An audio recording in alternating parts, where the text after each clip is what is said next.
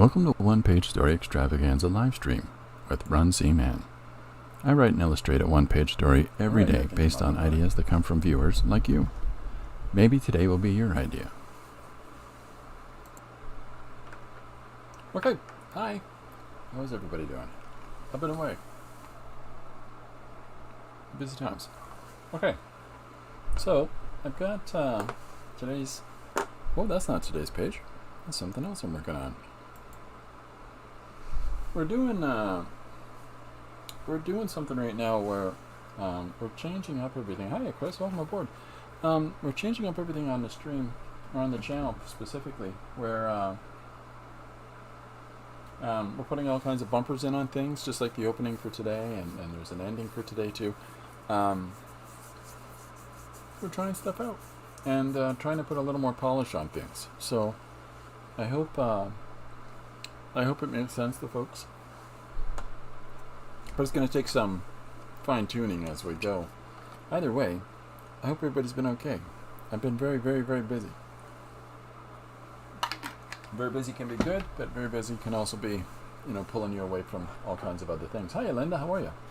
So,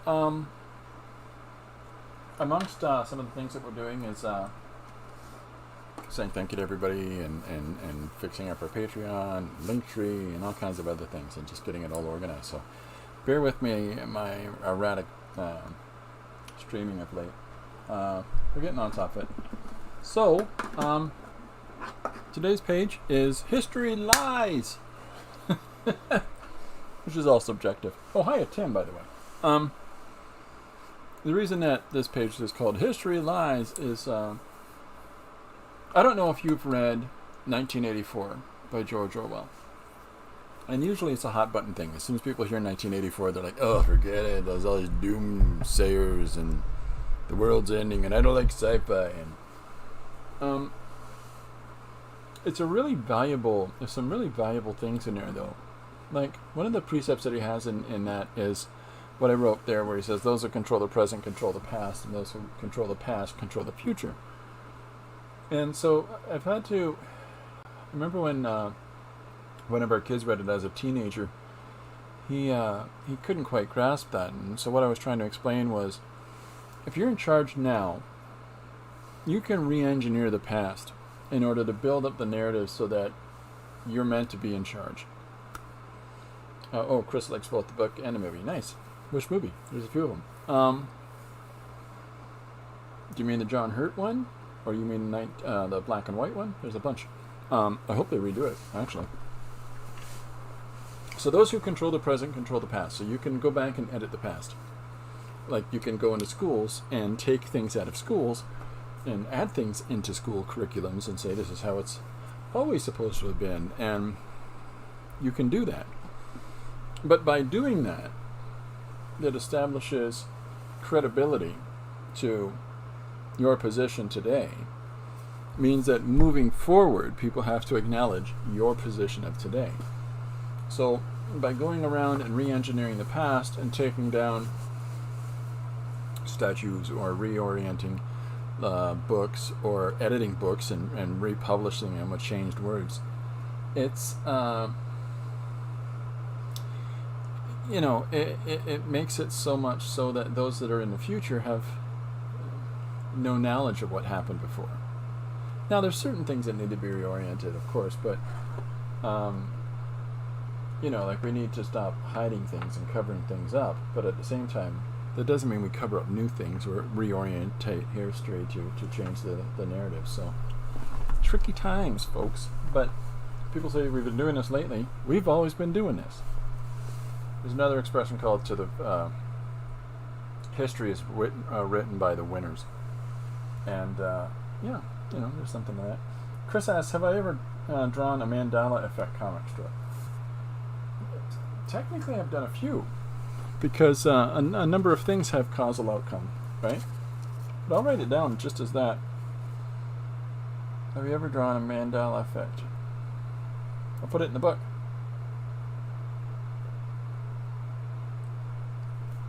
So I've got another video for the end of the stream as well, including the one at the start of the stream.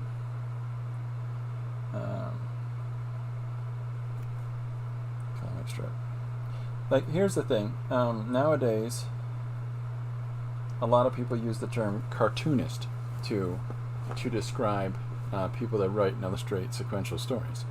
They say they're a cartoonist, whereas a cartoonist has always been a person who does cartoon strips for newspapers. And so there's this whole body of young people that think that keeps calling themselves cartoonists. Congratulations. You know, like people like, oh, so and so prefers to be called a cartoonist. Great. And, but that's what a cartoonist was specifically related to. And a person who draws comic books per se was a comic book artist or inker or a comic book colorist, which is different than a cartoonist. And the reason that the difference really lies in there is that a cartoonist tends to do the whole show, meaning they write and illustrate. Like, they'll do the penciling, the inking, and if there's coloring, they'll do the coloring themselves. So there's a distinction, there's a difference there. Whereas with a lot of comic books, you have a team of people that do stuff. So a lot of people say that that's, well, those people were always this, and you can't do that. You can't go back in the past and rewrite how people describe themselves. But there's a great deal of comic artists, comic writers that specify themselves over the years, and now, oh no, those are cartoonists. See what I mean? Anyways, history lies. So, I don't know. It's subjective. It's a subjective page. So, if that didn't make your head explode, I don't know. So I put Chris's suggestion in the book. Have you ever drawn a Mandela effect video? Oops, I don't know why I wrote video. Have I ever drawn a Mandela effect comic strip? So that's in the book now. So today's page was drawn in black and white and a white pencil crayon on, or jelly roll pen. I think maybe both on a piece of gray cardstock. So the other page that was up here, jelly beans, that's markers. That's for something else that's coming up on the stream. So brace yourselves, folks. Things are happening. We have somebody who's helping us out doing all these things, and we're very appreciative of that. So, okay, so switching over to Bingo Bango. So there's the book. I've got Chris's suggestion written down in here. If anybody else has a one-page story suggestion they want to throw at us, let me know. Okay, so Time Paradox, Dreamer Nightmare, Jelly Egg Baby. I'm writing down all the things that so I was straightening up in the studio again, and I found a bunch of notes of a bunch of things that I've written down in wrong places, and so now we've got everything in right places. Is that better? I think that's better.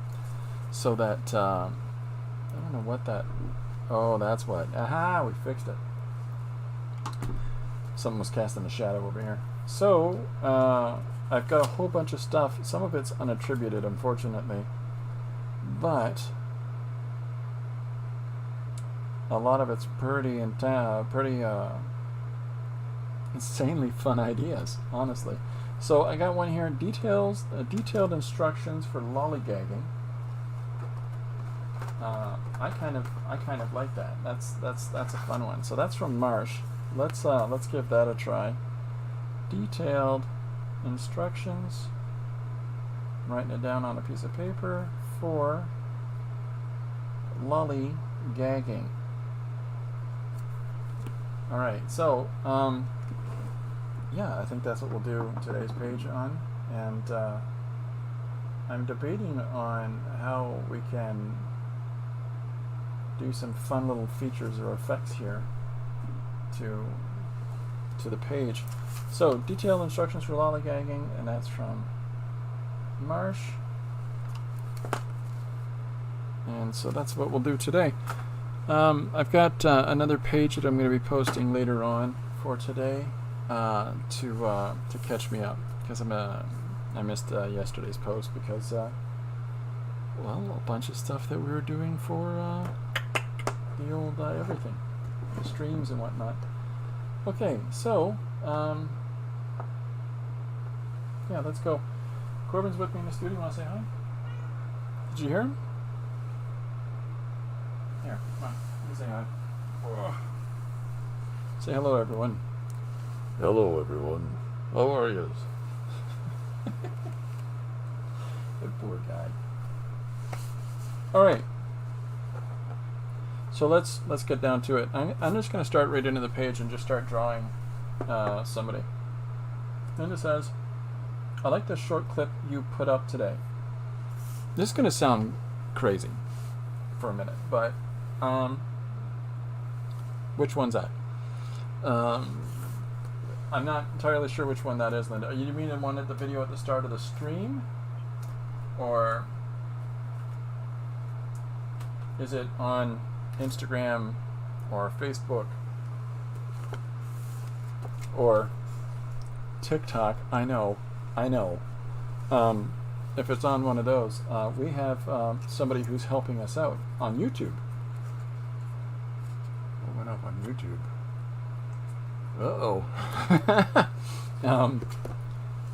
So Tristan, who's always been the third party of our publishing house, RP Comics, Tristan has now taken an active role in doing a lot of the social media stuff now, and so she's posting things and doing graphic things and all kinds of fun stuff, and it's very exciting, but there's so much that she's done already that I'm trying to keep up myself. So I'm just gonna pick a random face. Actually, you know what? If anybody wants to vote right now on what face do we put on as the first panel of our page. On YouTube, it has your new schedule. I don't know my new schedule. Maybe it was Lori. I don't. I'm monkey with pencil. All right. Has anybody got a specific panel that they see here out of these 8 that they want to pick? And if so, feel free to say the number. 1, 2, 3, 4, 5, 6, 7, 8. 1, 2, 3, 4, 5, 6, 7, 8. What do you think of that, Corbin? What do you think? Yeah, Corbin thinks that's great. Chris says, I'm back. Well, that's not how she says it, but 7. 7 from both of you. Ooh, that's good. So there's 7. Here's our page for today. Here's our first panel for today. I don't know. Move that over there. Get over there. I won't even stay up. You watch. Okay, where am I? Am I in frame?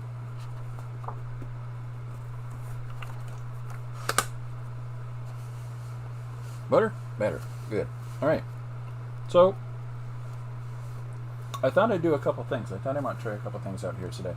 I've shown this before, and so I've got a water chisel tip marker, okay, and with said water chisel tip marker, it's got, excuse the shaking for a second, folks, it's got a wonderful ability to just have some soft value application. So one of the things that you can do is you can take something like this and you can rough out your composition and then come in and tune it up with a pencil or a pen or a fine, much finer marker or whatever you like. But I'm really vibing on this when I'm working in my sketchbook. I haven't shown my sketchbook in a while. Hold on one second.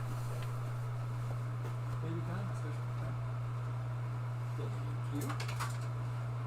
Excuse me, Corbin. Thank you. Surrounded by cats.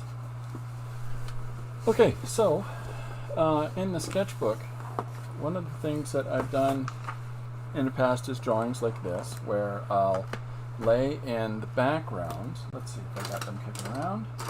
Here we go. Pink and orange. And so I'll draw in this composition with this light pink application. And then I'll come in with the orange and I'll pick and choose some shadows, some darker values. And then I'll take a dark line marker, in this case it's a red pen, and I will do all the finer details, or so when it comes to putting together some of these images, it's really a case of just exploring the composition with the the lightest value, coming in with an intermediate, and then coming in with the darkest value. And so it lets you be really fluid in your application. So your first approach is going to be very hodgepodge, very much loose, and if you're concerned about mistakes, don't be, because they don't matter. You're going to tighten it up as you go along, right? But you can just have some fast and fun effects of exploring some crazy ideas that you might not necessarily be akin to exploring otherwise, because so you can do more and use different values, but you're looking for that 3-value system, right? Okay, so from there, where are you? From there, you can take this on to drawing whole pages. I think I got to pull up for this. I'm sorry. There we go. So from there, you can take this on to... Oh, hi, Susanna. From there, you can take this on to drawing whole pages. And so you rough in these like compositions for these momentary happenstance that are going to be in your panels. And then you come in with this darker value and you start picking out the opposing information. So like like with this, leaving the light areas out is your primary value, right? That's your lightest. Coming in with this secondary value and picking in the intermediate positions is great, but then when you come back with that third value and you put in those dark shadows and stuff and those outlines and give it form, that's where it starts to have far more depth and resonance than you might have considered initially. But it lets you work really quickly. Have I got any more? And the same thing goes for drawing figures. Okay, so when you're drawing figural studies, you can just rough that figure in with the pen, or with the marker, and then pick out those shapes and those specific points of interest with that secondary value. And it lets you just explore things really quickly. Doing the same thing here, Let's see what else I got. I draw a lot. I'm a nerd. There's a little bit of it right there. There's the yellow, there's the orange, there's the brown. And it makes this fella on fire or whatever. He's having a tough day. But here's the same situation again, but in this case we've got a gray marker and a black pen. And so it lets us just, explore apples and shapes. And so I've talked about this before on the stream, and see, there's another one of those. There's some more. I've talked about this before, but if you haven't tried this out yet, give it a go. Like, you can experiment in so many different ways about making shape language and explosions and movement and all kinds of things. And, just explore light and dark, high contrast imagery, right? High contrast. Allow the darks to be dark and the lights to be light. And the way those two things work together in complementary ways really puts serious emphasis on those images. But here, let's do today's page this way. Oh, Chris is gonna be right back. Be right back, she says. All right. So, well, what do you want? You want this palette or I do. Okay, like this palette, A or B? A, B. People want to vote for A or B, and that'll be the color palette we'll use today. I'm so easily changeable at this point now. A, Susanna picked. All right. Okay, so we'll start with this light pink. And so you've picked that face. I got just sitting over there. So what I'm going to do is I'm going to take the chisel tip of this marker, okay, and I'm going to, let me zoom in so I can show you the difference. There's the chisel tip, broad tip on that, and then there's the regular marker tip. But we're going to use this broad fella who's got this nice angle cut on him. And we're going to take the idea for, what was it, number 7? That was 7. So what I'm going to do now is that I'm going to come in and I'm just going to pick, am I in panel? I am. So it's going to be very light at first, right? But what I'm going to do is I'm going to pick in to the pick, I guess is a word, pick into the drawing the values that make up that intermediate or that really, really good starting point. So I guess it's not the intermediate, is it? I'm sorry. Chris brain no makey worky. So it's a water-based marker in this case. So if you too much in one area, it'll either ruin the binding of the paper or just make a general mess. So taking care of those things, right? So there's the start of our hand, okay? And I'm only thinking about things in positive and negative space and volume. So that's a hand. It don't look like no hand. Well, I'll get there. So, yes, sir. Oh, Corbin's talking over here. So we got our hand in first, and then now we're going to have his ear up and behind. So I got to think about the placement of the ear, and the hair is going to move up there. So we're looking at relationships of lines together in space, right? Maybe it would be better if I did this. Let's see if I can work this out. Okay, there's that. Can I fit this in so you can see the image in and of itself? Okay, there it is there. So this is what we're looking at. Try not to click things. This is what we're looking at. This is what we're doing. I'm going to take my face off so you can see it better. So I've started to define the hand shape that's right here. Okay, so that's me picking it out with the water-based marker. So now I've got to think about the relationship between this hand and this face and think about where these lines connect, like where these lines and objects connect. So with this case, we're going to do his eye here, his eyebrow over top, and I'm not being too concerned about everything being perfect and it's all, you know, point on. That's not what we're doing, right? What we're doing is just really exploring getting this composition down nice and quick. So I'm going to come in here and I'm going to put this shadow area going down into his cheek, tucks under the hand. I'm trying to stay in panel. So you can see how it's starting to, now it's starting to finally be something. So some of these shapes, like what was the random ear, is now making a little bit more sense. Okay, so I'm going to move it over a little bit just so we can keep going. So we've got our nose here. We've got this line underneath the cheek. And so what we're going to do in a minute is pick out the information that we want to, you know, we want to put some deep values in there, and then we want the specific information we want the eye drawn to. So basically the sharp lines.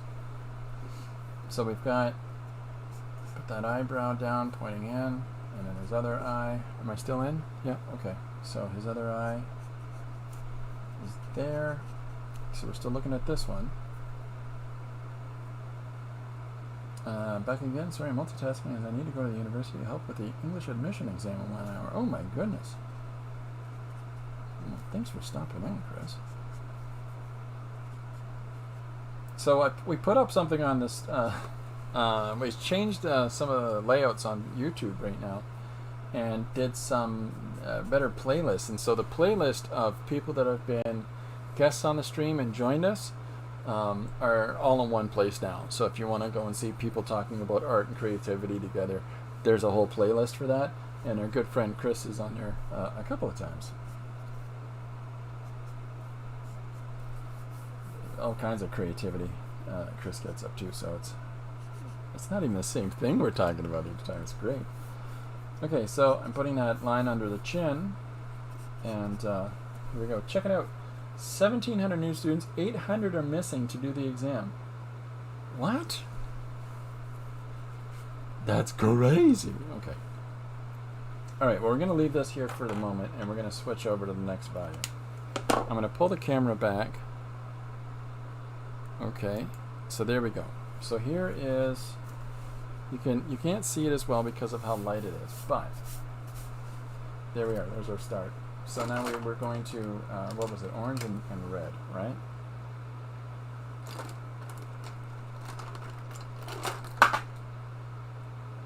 Yeah, I'll do this.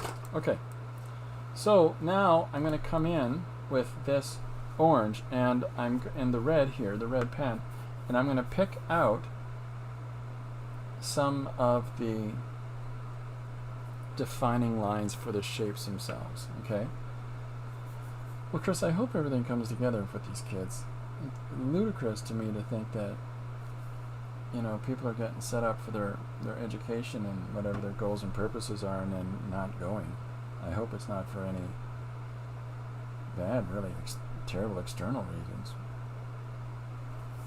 So I'm just picking out of here some of the shapes within our drawing here. Like some of the very specific key line areas.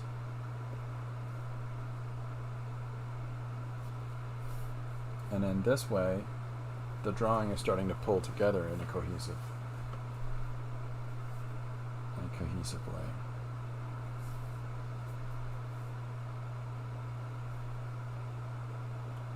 I'm not being too aggressive with this line because we're going to do this guy in just 2 seconds. I hope they all get there, Chris. Yeah, same here, Linda. I hope they do.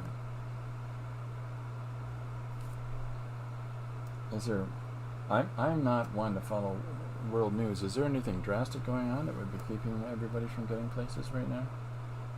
Is there another one of these pandemics?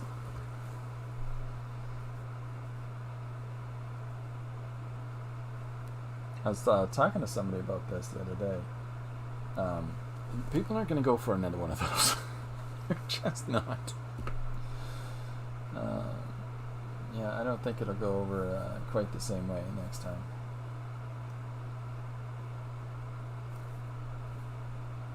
Okay, so I'm looking at now.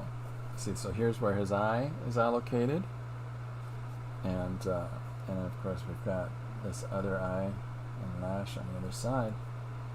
And line here. I'm just being really picky and choosy here about putting in some. It's almost like I'm setting up a guideline for myself. And as with anything else, if there's a line you've put down and you're like, it's not where I wanted it, take it out.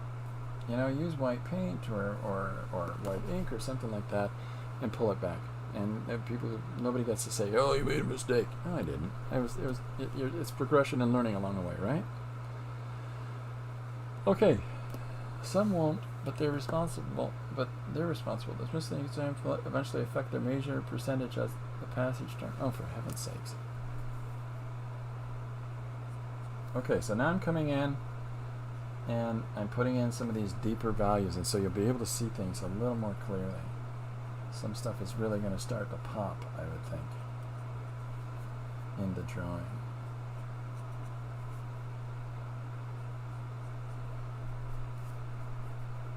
You know what I'm doing? I'm using the pointy tip. And that's just too fussy. It's too fussy. We're not looking for beautiful, we're drawing. We're trying to just get our drawing down. We're not worried about preciousness. We're worried about getting our composition together and put onto the drawing as we like. So this ain't no preciousness party here.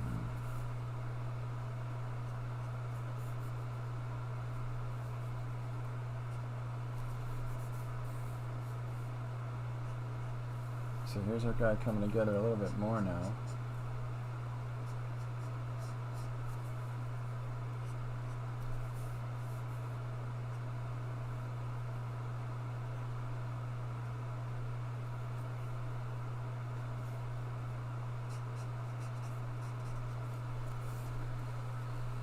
Boy, that's tricky. That's an awful lot of kids. When you're almost at half, boy oh boy. That'd be disconcerting.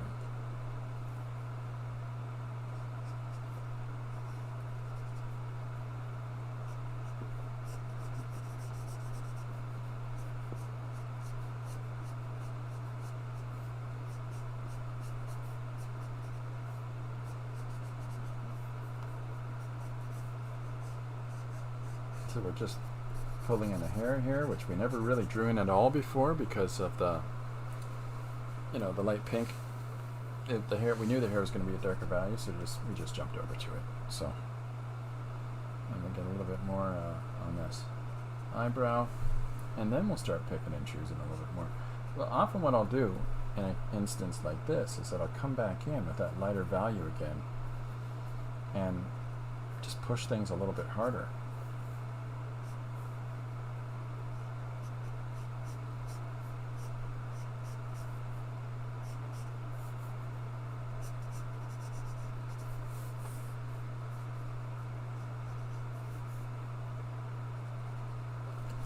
So there we are. Whoops.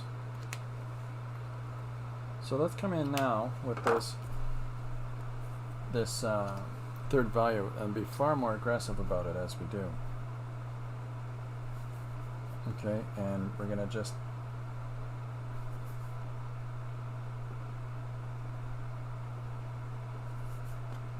because the more contrast that you're going to see between the darkest and the lightest areas makes these guys not so intense. Before they reach 60% of their majors, they need to have completed all the levels of English required. For some, it could few levels. For the basic student, 8 levels. Good whack-a-mole.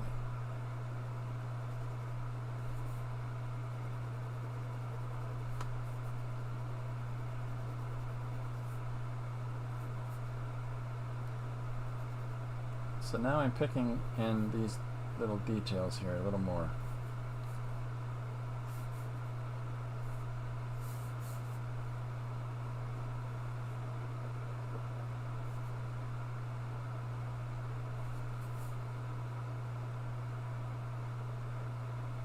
And this is where we try to start to find some of these lines in the face.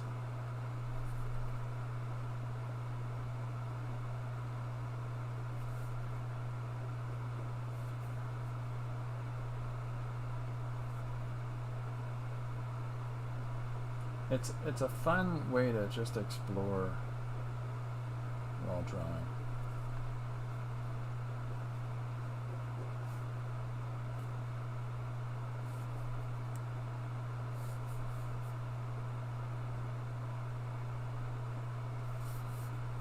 So I've put down that I'll be here with you on Tuesdays and Thursdays. And we've got a bunch of video content coming up for everybody as well. That's another one of those things that's been getting me a little bit busy on the side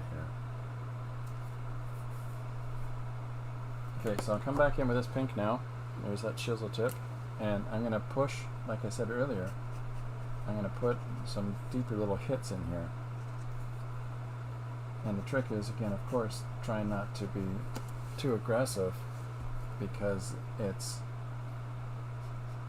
a water-based marker and it's just going to destabilize the paper. I think my ankle on my camera is crazy because that head looks just completely contorted. Well, we'll fix it. We'll see.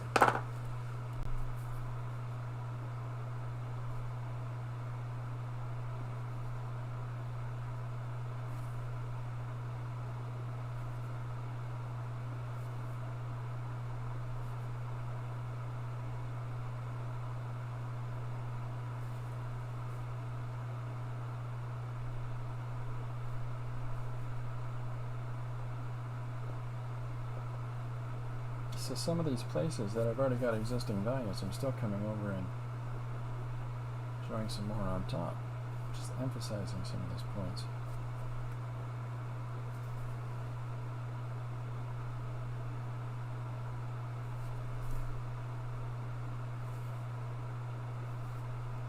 Oh, I know what it is. The hair's cockamamie. That's what's going on.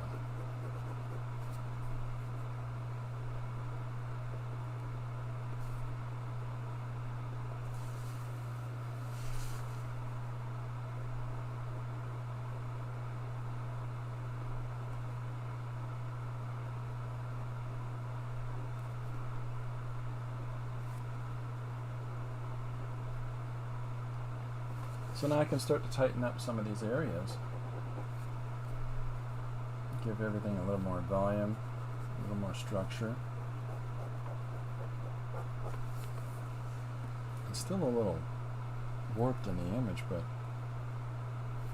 sorry for that. We'll get our cameras reoriented and put back into positions again soon. So I'm going to come back with this orange now. You know what? Let's grab another orange. Let's throw one more in. Why not?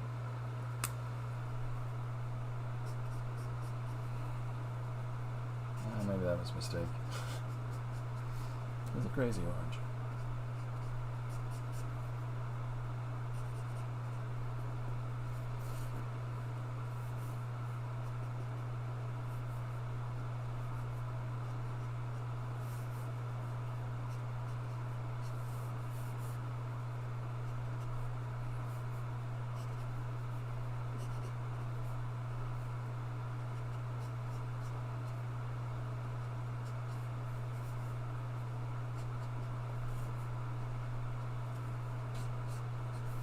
So we're starting to pull the face together a little bit more.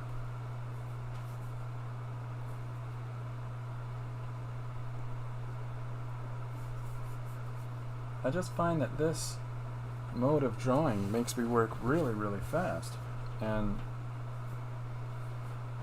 I'm not entirely sure why that is. I'm not entirely sure what the mitigating factor in that is, because I tend to be a quick drawing fella in the first place. So here we go. So we'll put his neckline in. Oops, let's come in with the chisel and do that. So we'll put his shirt line in and cut that in a little bit.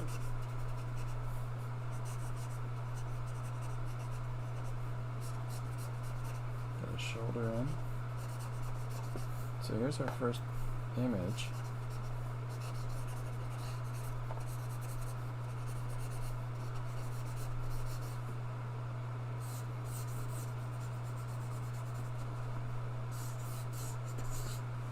Some of that over there.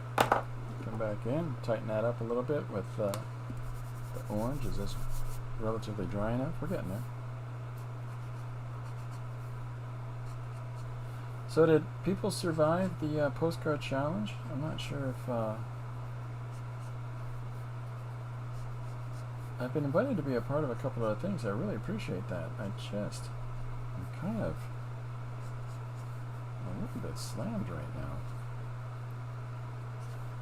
But you're always welcome to, when I get involved and do stuff, let me know. I'll do my best. Okay, so now I'm going to pick some of these shapes out here,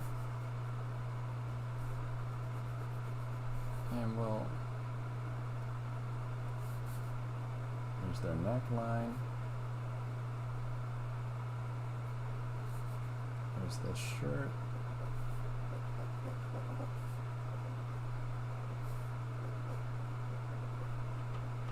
So it's just sketching. It's just throwing things down really quickly, letting the drawing find itself. It's coming together, Christopher. Love the hand. Hey, thanks, Linda. Linda says, I'm still doing postcards. I got into the daily drawing hub. That's fantastic news. So there's an interesting thing, okay, and about rewiring your brain. So the more that you associate things in a certain way, and the more that you, let's see, let me get that right in the camera there. Where are we? There we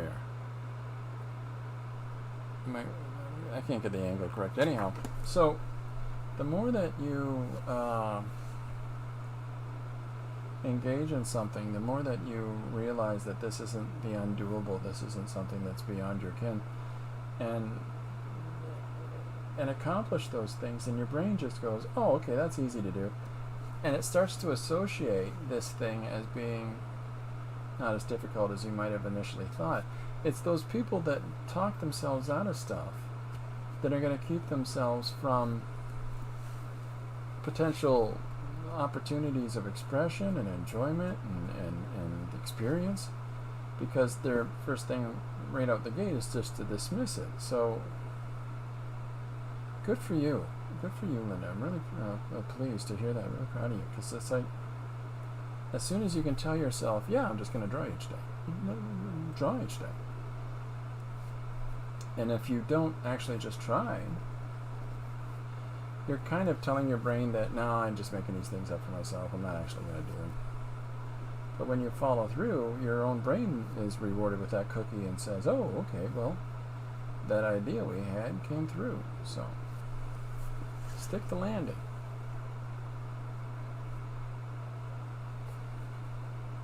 Okay, so here's our first guy. So the page today, the suggestions from Marsh, and it is detailed instructions for lollygagging.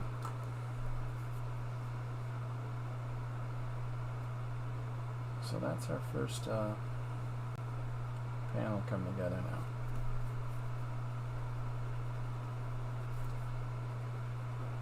So what I'm going to do is, lollygag is one of those words where, I don't know, is there a specific meaning for lollygagging? It's a fun expression, but it's an older expression. I don't know any young people that might have used that.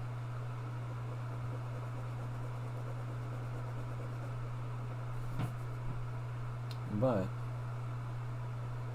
it's sort of similar, like gawking. Gawking at that and get moving. Lollygagging around, farting about, not getting stuff done. They're all relative to one another.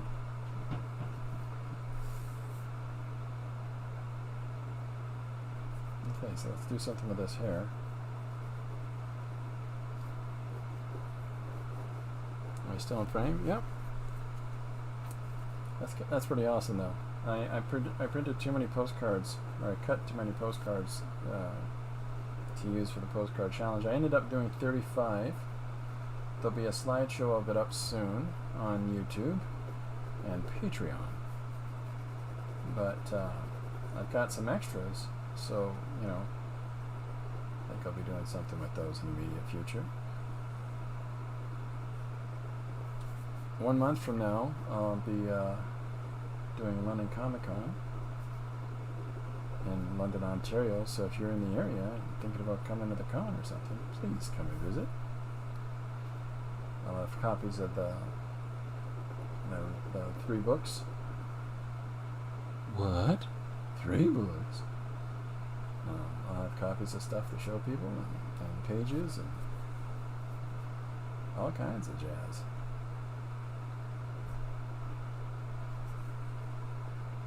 We talk about our favorite episodes of Scooby-Doo. Ruby-Doo.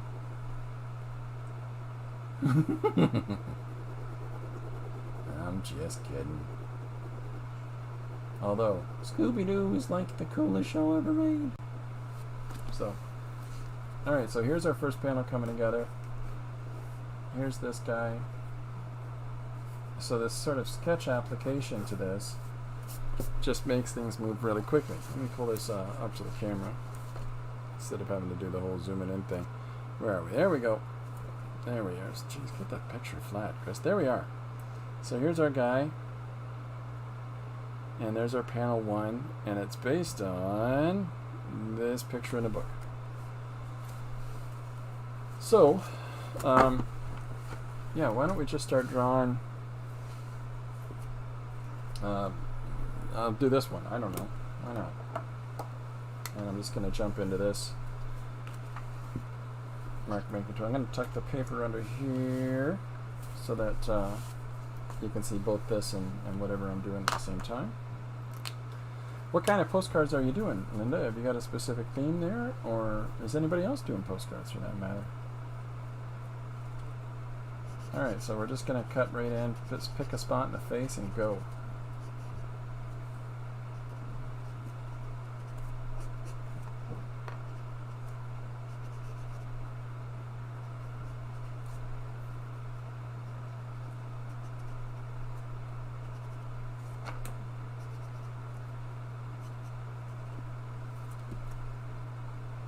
Is Tim doing any postcards there as well?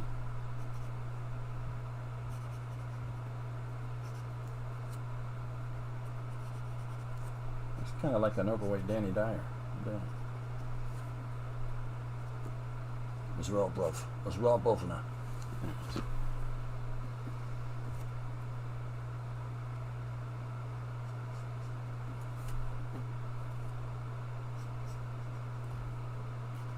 So I'm only picking out these areas, these darker spots in the composition there, first and foremost.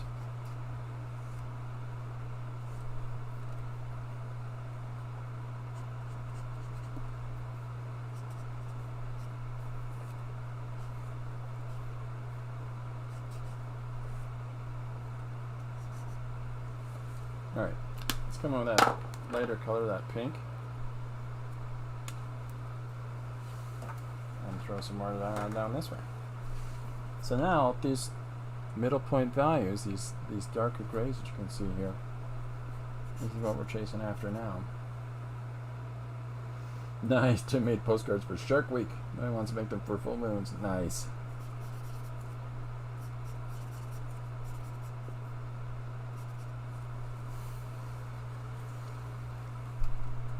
Susanna says, yes, I got a little Prince series and some more that'll finish. Got to search funny images. Nice. Yeah, find your the Inspirato where you need to. And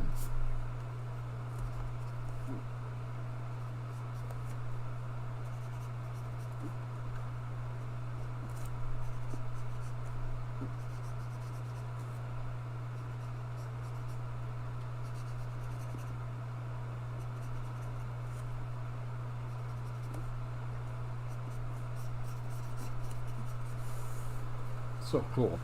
Little Prince series, I'm going to have to check those out.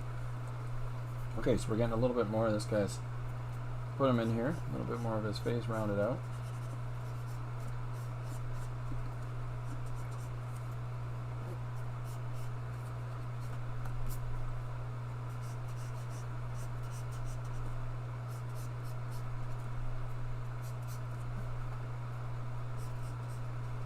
It's fun, just a fun way to go about exploring an idea. So in my head, so this is the other part of it, right? Is that in my head as I'm drawing, oftentimes there's already a narrative coming together. As I'm making these drawing decisions, I'm also making storytelling decisions. You know, and just having fun with that. Linda asks, Susanna, are you posting your Prince postcards on Instagram? I believe that's what Linda's asking.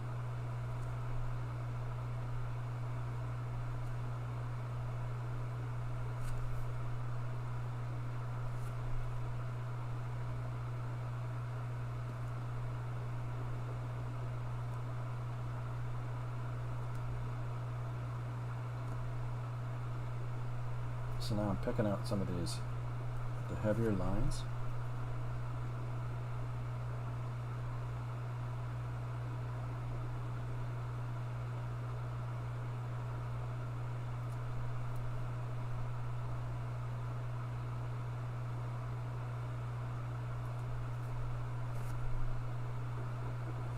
And putting them in the face and putting some, so when we're doing this with the eyes here now in this area, where we've already built up so much to the face, now you're starting to really punch in those emphasis points. So we're setting up right now some, like with Chris, who's here with us a little bit there. I've talked to some of her students during a stream, and so we're setting up some of those available options to chat with people online more and do that for students, and then we're booking a bunch of storytelling excursions to some schools in the new year in September and into 2025. We're getting all that arranged now. Exciting times.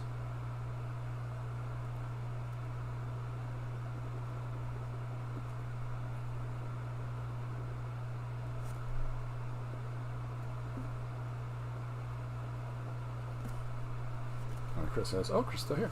Chris said, yes, love those stream sessions. So I really appreciate the opportunity to help you out.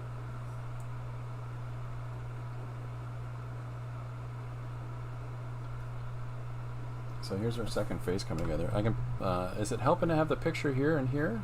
Is that helping people, would you sooner that I just made the drawing larger? See, that's the thing. Some people will say, oh no, I draw everything from memory. And there's nothing wrong with using source imagery. It's nothing wrong with it at all. So I have no problem people saying, hey, there's this little picture and I'm making a big picture. It's the whole point of the book. Well, there's differences. Some people think that there's certain rules that everybody has to follow about creating things, and I'm more interested in seeing you create than I am you worrying about rules.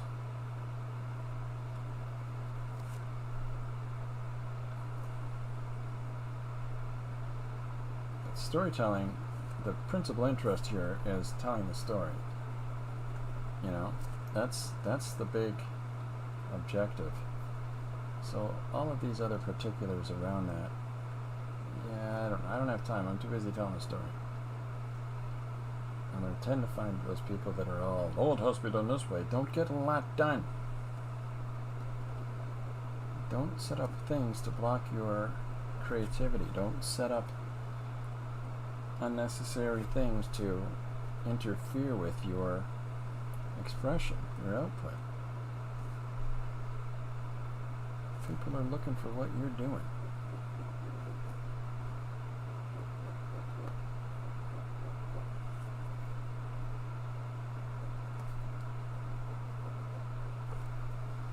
It's just a book I picked up in Toronto.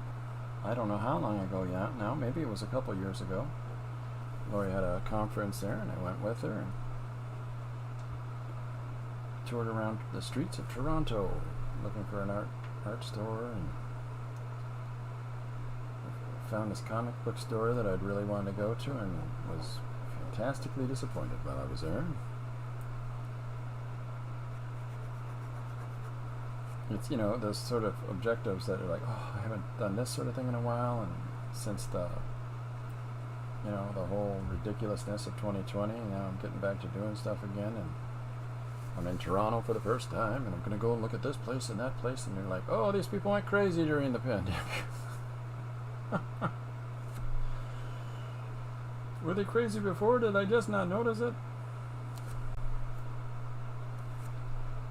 All kinds of crazy business in this world these days.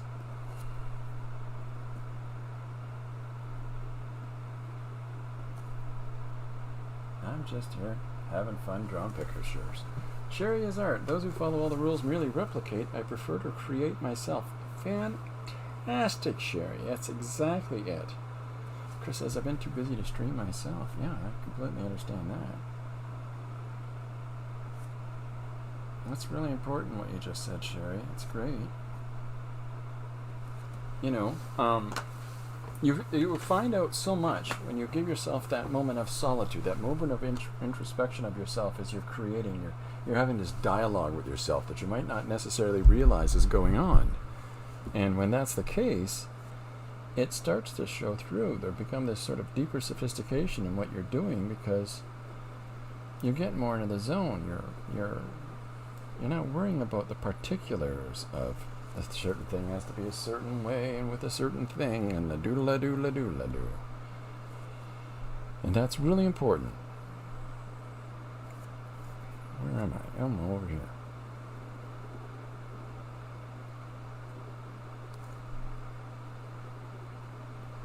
So there we go. So now we're getting that face rounded out. Let's get a little bit of form in these cheeks.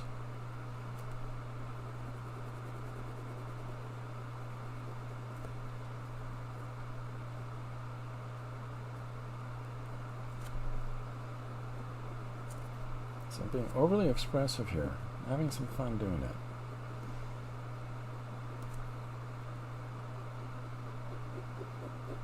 Sometimes these extreme directional lines in a composition will actually help you to understand the shape of a face. More importantly, it might be the necessary thing to have your reader understand the shape of the face or the shape of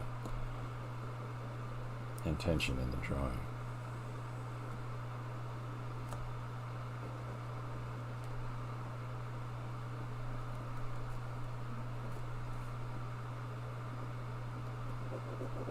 Yeah, we had some friends by, and they were out in the studio there and showing them stuff, and I'm realizing, boy, this place is kind of wackadoo.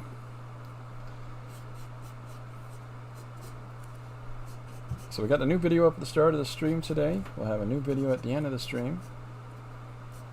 I don't know if Terry's here today, but I'm not sure if it's Terry or Linda. But anyways, you'll see what I'm referring to. One of our friends is going to be part of our video here today.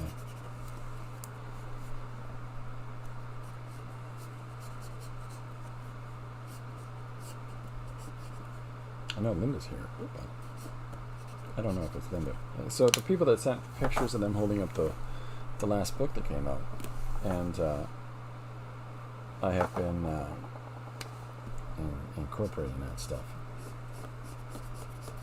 Appreciation of all those people that supported us in the last book, and we are rapidly closing in on some information about One Page Extravaganza Volume 2 very soon. Right, Corbin? I don't know if you could hear that, but he meowed. Corbin is more specifically involved in things these days. With our streams and our videos and stuff. You're going to see a lot more Corbin action going on here. He's been shooting some videos for the stream and doing his part. Making some plans about what he thinks we should be doing and where we should be going with the channel. We're getting all those tutorials edited together right now and all kinds of stuff, so brace yourselves.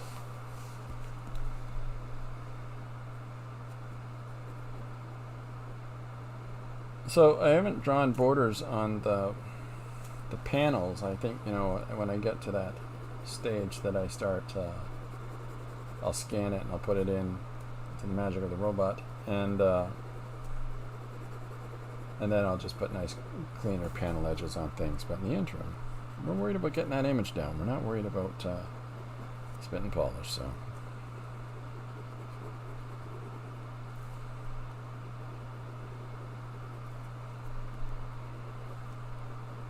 Okay, so here's our second part of the composition. So what I'm thinking is this, all right, is if the suggestion for today is detailed instructions for lollygagging, and that suggestion comes from Marsh. Thank you, Marsh. So if that is what we've got for our topic, what I'm doing is that I'm just having fun drawing some expressions here, drawing some facial expressions. Hey, is this one of them there art drawing shows? Hi, Jim. That's Jim. Jim. Want to say hi? Hi, Jim. How you doing, buddy? How you doing? Hi, Jim. Hi, Chris. Hi, everybody. He keeps climbing on me. That's why I did that.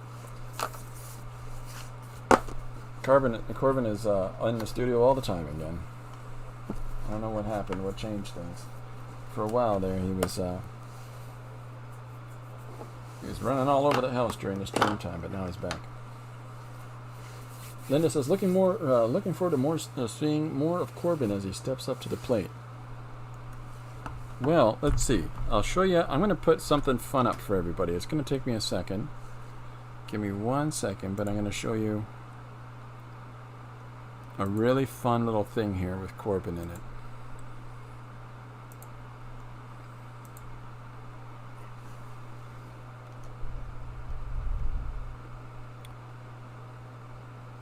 Oh, here we go. Bear with me.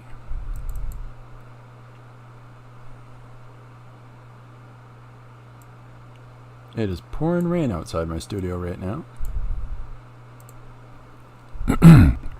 Meow. Wah. Meow. Wah. Meow. Wah. There you go. Prepare yourselves for more Corbin. Did Corbin bite your hand? What? Is that's red pen. I dollop the red pen on the back of my hand so I don't get little Splashes the pen. Anybody got a particular panel here on the page that they see they want me to put in next? Corbin's got a great voice, doesn't he? He's deeper than mine.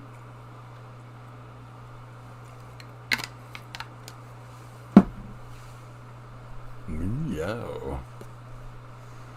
1, 2, 3, 4, 5, 6, 7, 8, 9, 10, 11, 12, 13, 14, 15, 16. If anybody has a specific first person that puts a number down for the specific panel they want in there next, we'll do it.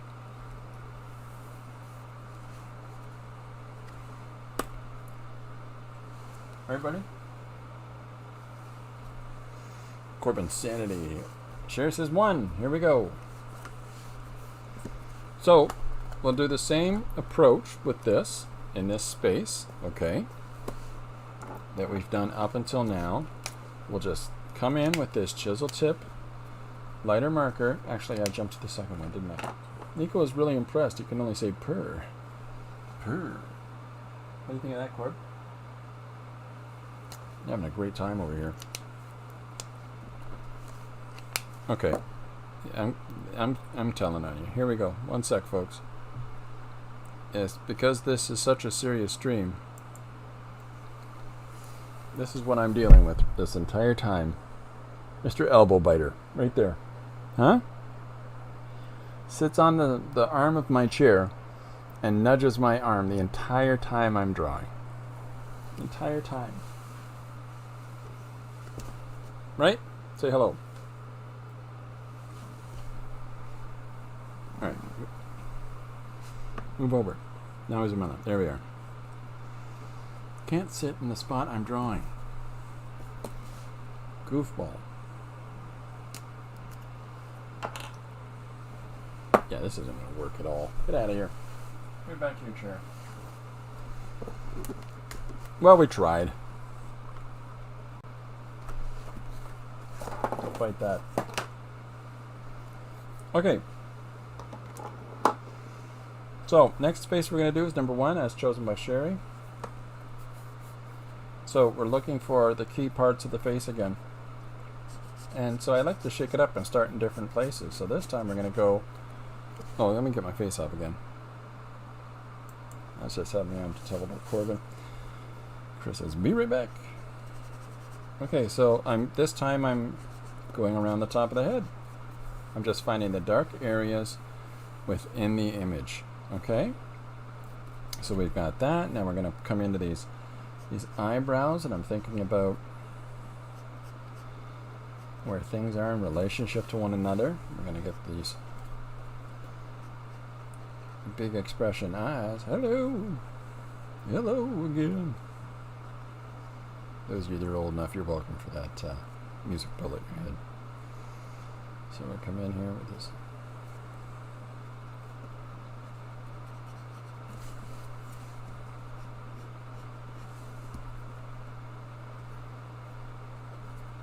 Alright, so let's get onto that chin.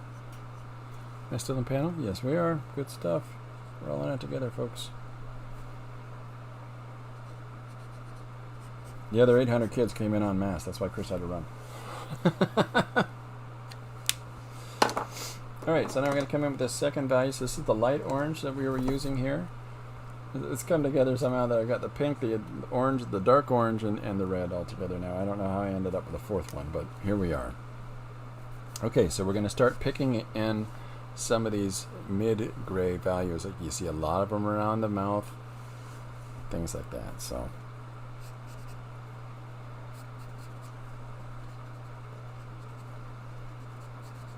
and again, I'm trying to be sparing because it's a water based marker on a bond paper, so it's only going to last so long before it just goes right through it, or it'll ruin the tooth of the paper. There's one thing that I learned as a kid is we got to take care of our teeth. Paper, something. So we're trying to pull this expression over at our drawing with the magic powers of pens and markers. I'm going to start a whole movement, I think, maybe just based on that thought there. That Harness the power of the marker and the pen and just draw it out of the image and put it where you want it to be. yeah. We'll start this will be a whole art movement now. So the idea here textually, so the suggestion is detailed instructions for lollygagging. This came from Marsh. Whoops, there it is. And so the idea is that with the visual images, we can have his expressions as we're going through the page, but textually we can talk about, I'm not one for lollygagging, am I? You know, oh, once I got accused of gawking, and we could just play with a character examination as far as it goes for writing our story for this page, while exploring, you know, drawing the face and putting that the character together visually in a very, very kinetic, very energetic, expressive way. So, and then when those two things come together, and you see his expressions as he's talking about, you know, lollygagging and gawking and dilly-dallying and all kinds of other expressions that aren't largely used by our younger generations right now. That's where the story comes together.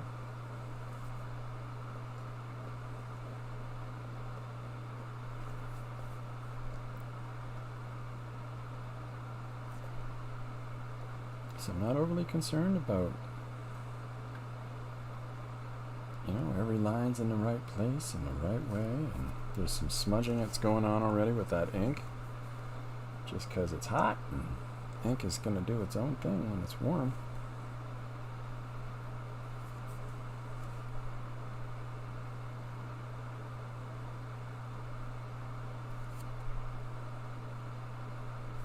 We're trying to keep consistency with the previous faces that we've drawn as well.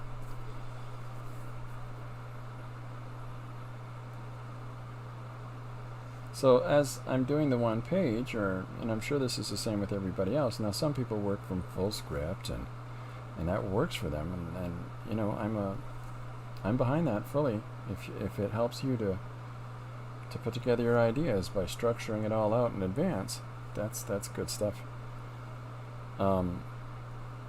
I tend to just go on the fly, find it as we're working on it. So see what I mean? There's a slight change in where the value for the nose is that I put in and where I put the dark lines in, but that's part of what I'm talking about, is that you're really fine-tuning everything with this last tone, with this really high contrast value, in this case red. Right, Corbin? He says, yeah, that's right.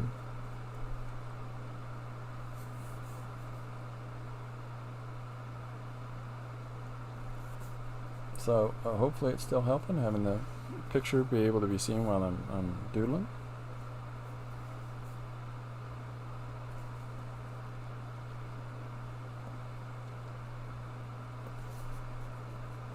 So we've got some fun things planned here. We've got some things coming up that we'll be making some announcements for. So those of you that are subscribed on the channel, pay attention to the community thing, because there's all kinds of announcements coming out.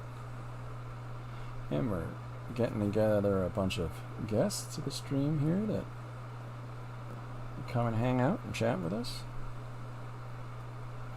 talk about what they do.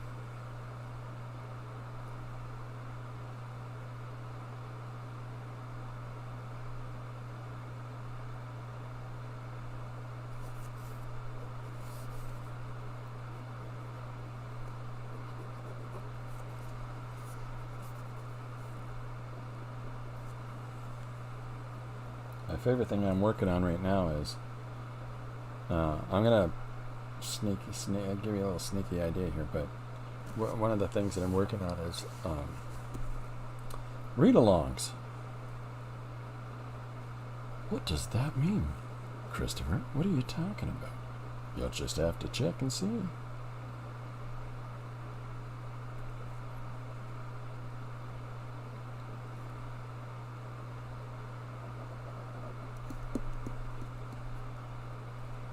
Okay, anybody want to pick a different number off the page? Keep going for the wrong tip. Please feel free to find another number. We've done 1, we've done 7, we've done... What is this? 12.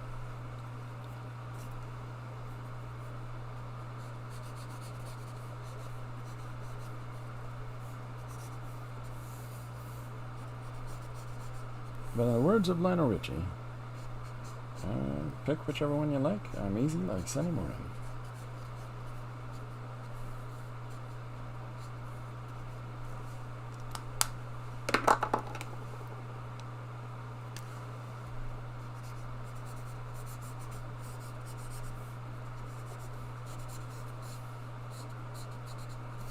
Sherry says 5. Sherry's right on there. Right on. Thank you, Sherry.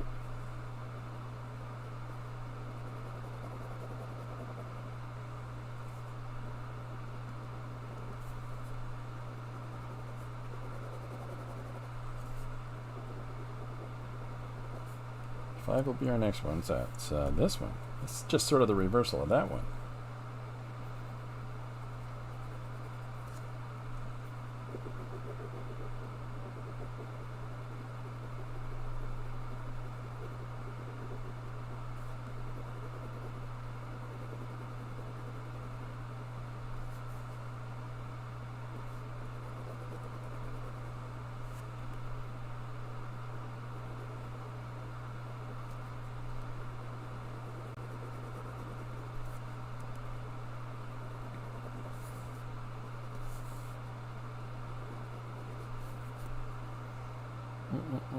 Which one am I? Yeah, there it is.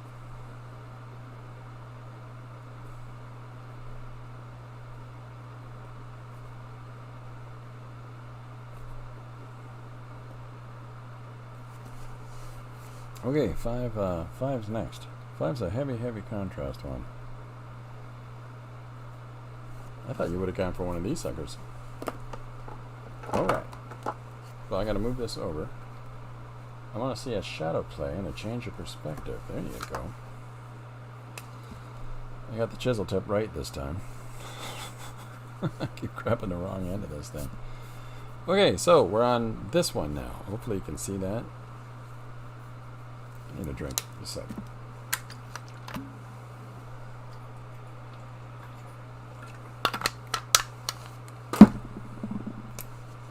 Okay.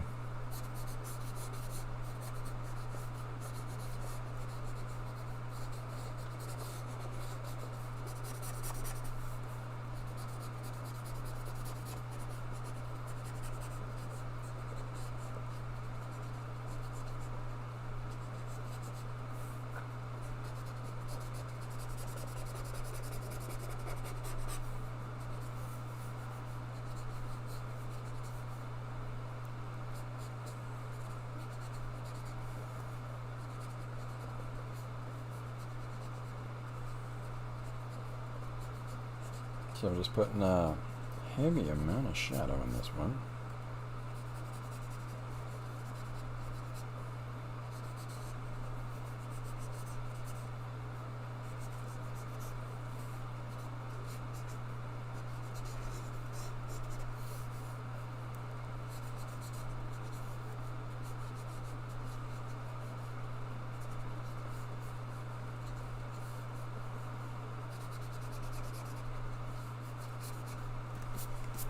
Okay, it's getting a little wet. Just give me a sec. It's because it's water-based marker. You can oversaturate that page, right?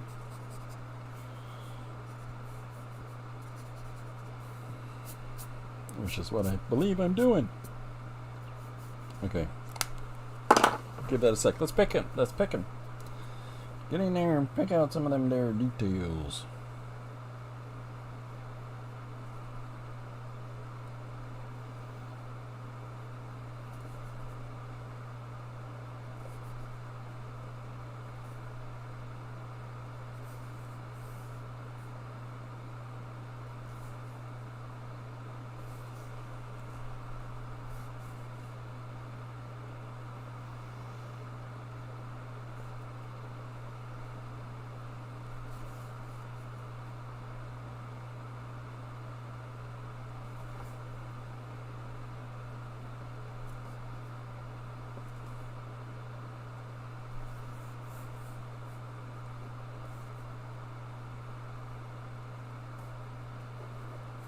Is it appearing yet? Is anybody else seeing it?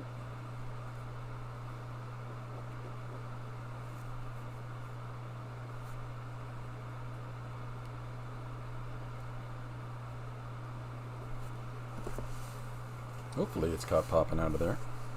So we're looking at this one right now, folks. That's what we're trying to do next here.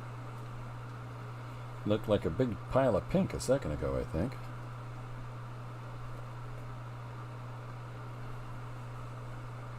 Let's come in with that light orange now, see if this is... Yeah, it's a little drier. We'll try it. We'll try it.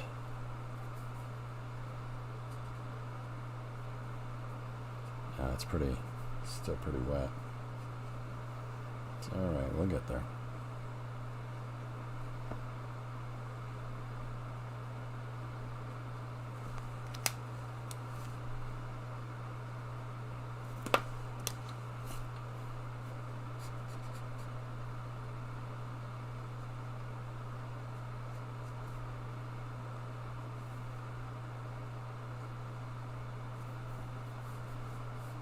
Is this the light one? Yeah, see, it's so wet, it's coming out so dark.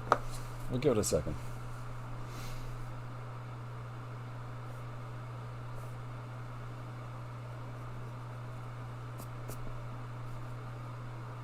That's the problem with working too fast, is that you gotta remember, well, specifically I have to remember, let the paper dry out a little bit and keep up with you.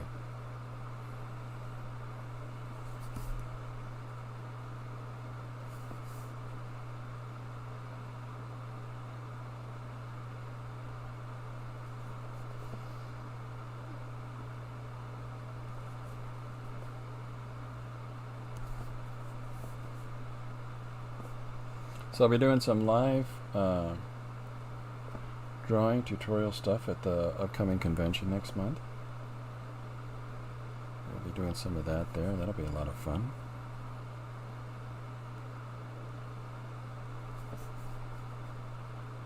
Drawing with other people, it'll be cool.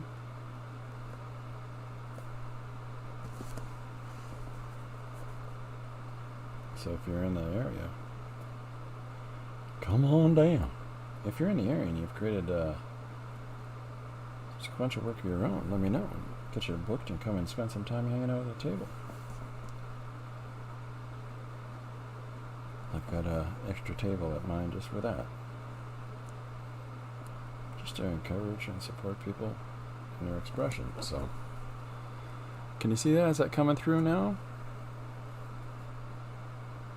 These marks are procrastinating to let this dry.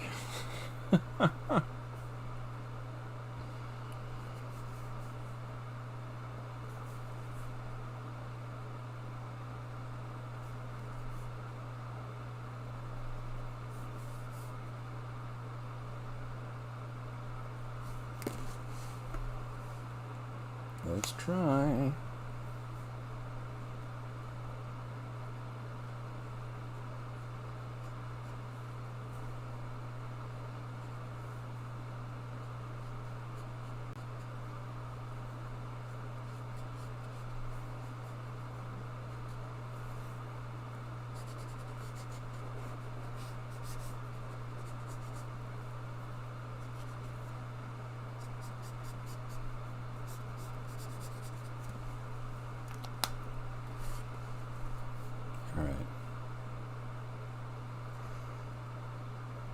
So try this out.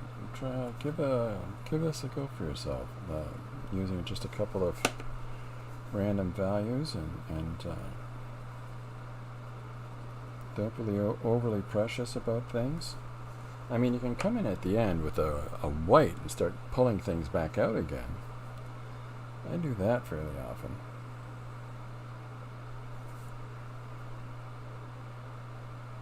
Yeah, this is really wet still. Well, we can't wait all day for it, can we? No, we can't, Chris. Let's go. Wrong tip.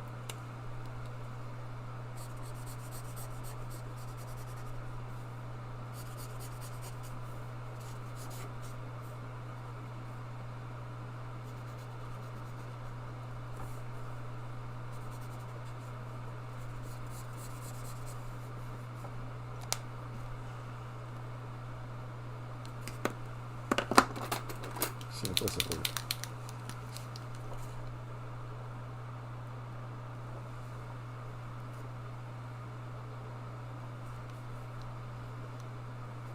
Yeah, see what I mean? You can use the white in there like that. That's fun.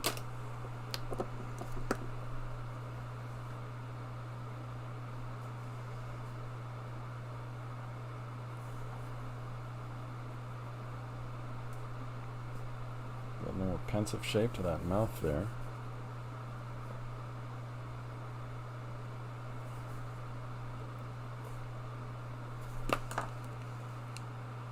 Wrong one again, see? Look at that. It's out of control with the wrong tip here.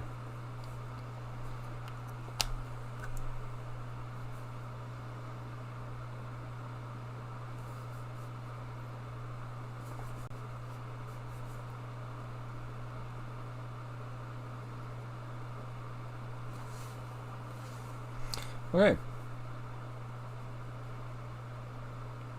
So we've got 4 out of... I can get one more on this page.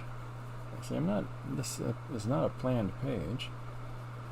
Visually, like I might do with other one-page stories where every panel is laid out in correlation to one another. This one is just a lot of drawing on a piece of paper. And then seeing how we'll pull our narrative out from that.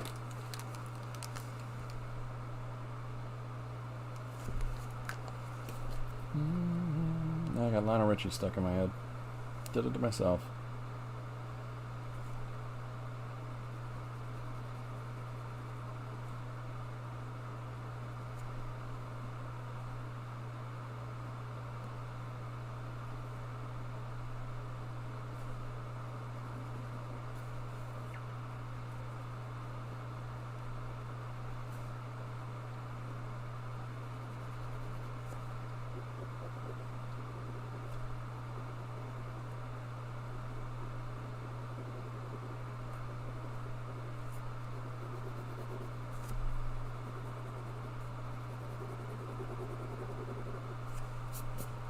So let's get this hand in here before I forget.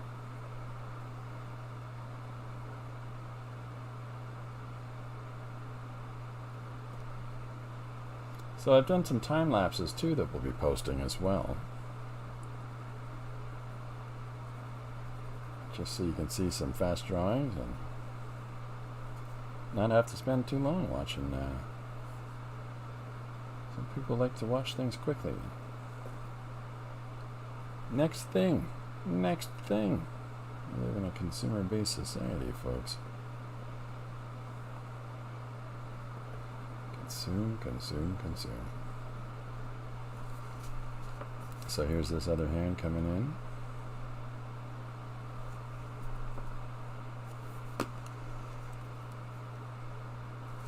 It's so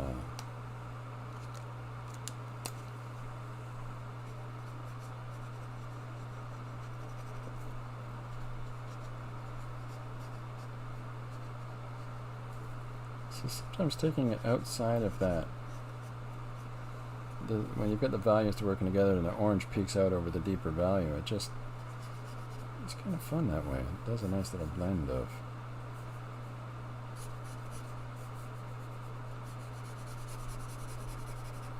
the area.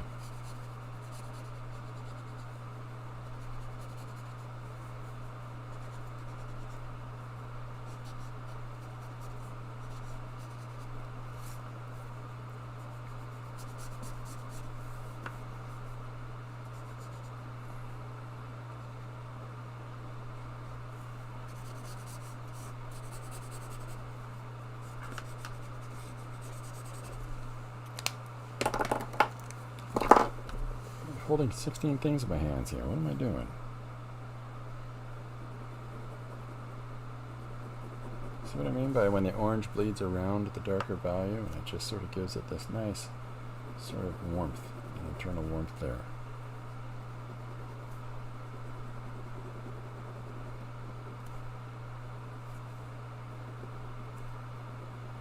Doing it again, I'm jumping over into putting the pen down and the watercolor marker before the watercolor markers had a chance to dry.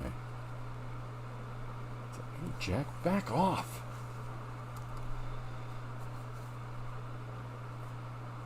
All right.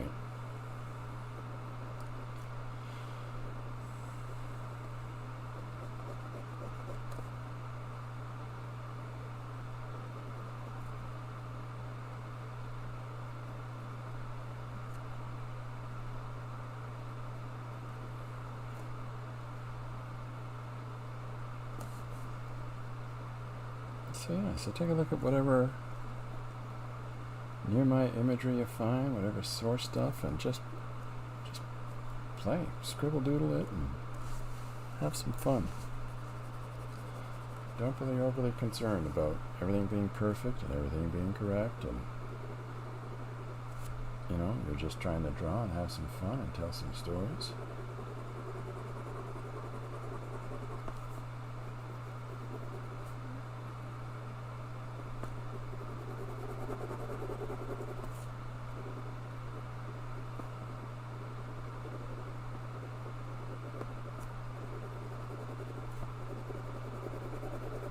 Has anybody got one more? Well, one more pick out of the page. We've done 1, 5, 7, 12. We've done those ones. So if anybody hasn't picked one yet, you want to jump in and pick a number. If it takes too long, somebody hasn't picked one already. He's going to pick another number. You got nobody to blame for that but yourselves.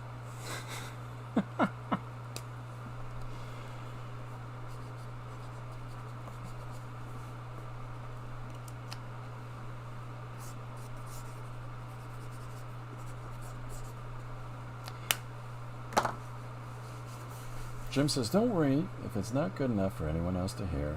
Just sing. Sing a song. Sing it loud. Oh, he needs me, he needs me, he needs me, he needs... I think that's a song. I'm pretty sure I heard that one somewhere once.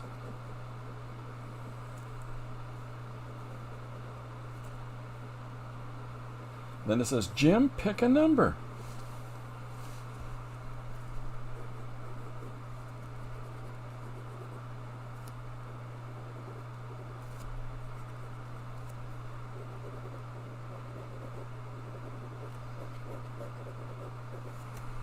Okay, so there's the next one. So this is that one. How much room we got in this page? Hey, we'll put another one right here. Right there. If anybody wants to pick the next number, feel free to do so.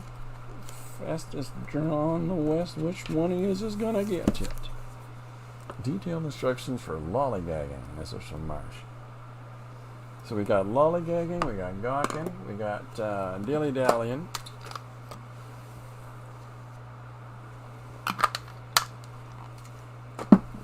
We got fussing, just general fussing. Jim says 3. There it is. All right, here we go. Okay. Yay, it's a Linda. Am I on camera? Yeah, there we go. Okay.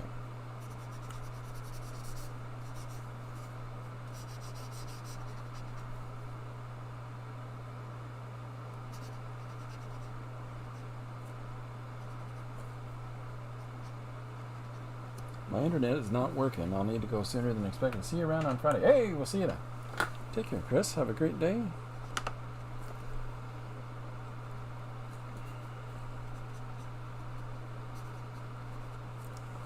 Okay. I put the marker wrong. I hope I didn't just break that marker. Dry. There we go. I told it to dry. It did. Magic powers, folks.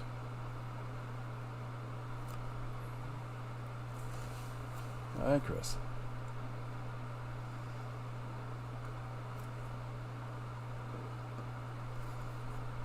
Take care. Thank you for coming and hanging out.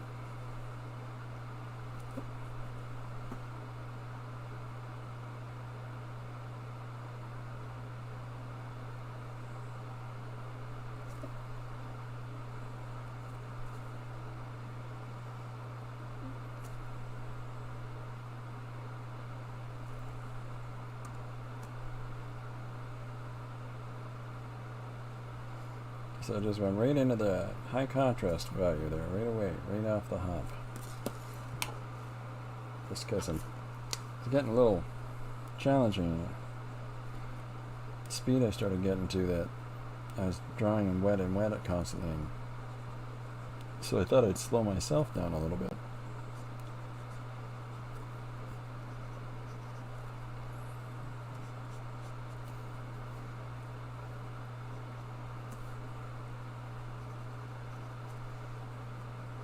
So, if, as I usually say, if people have got a one-page story idea that they want to suggest, 3 words, a piece of dialogue, the ingredients of your favorite sandwich. Let me know. We'll try to make a story out of it.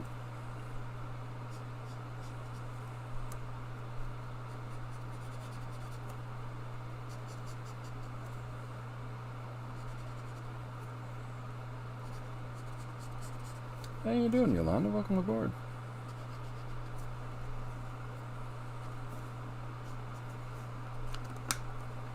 So I'll throw back to this pink again. Hope everybody's been having a good day. I'm sorry I'm missing everybody a lot lately. Oh, I went to the chisel tip. Not the chisel tip, the regular marker tip there.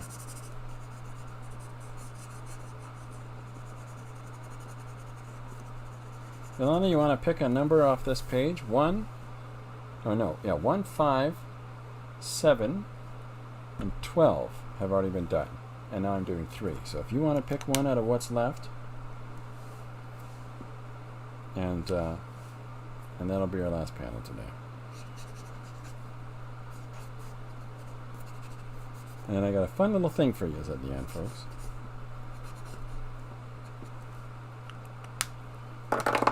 $12. Oh, we did 12. That's 12. We already did 12. 12's up in the corner. Hey, I'm number 12. How you doing?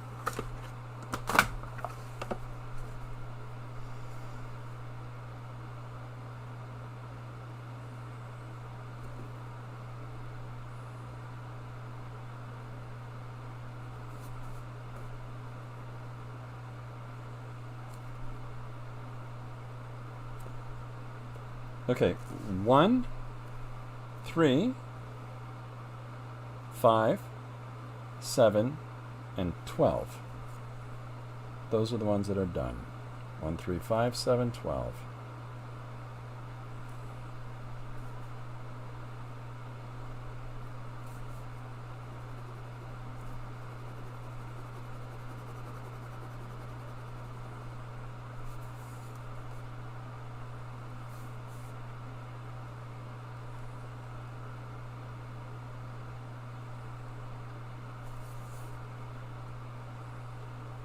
Oh, those are the done ones, yeah.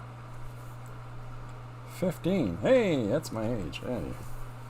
15. Okay, that'll be it. That'll be the one. I got it.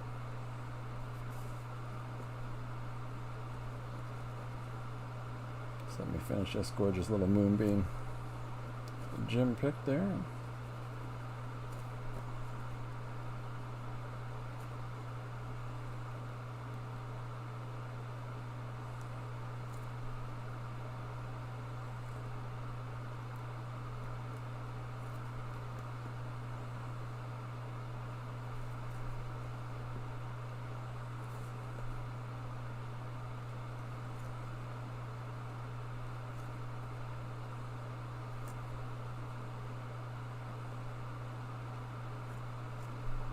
There's our guy. Tighten up his face a little bit there.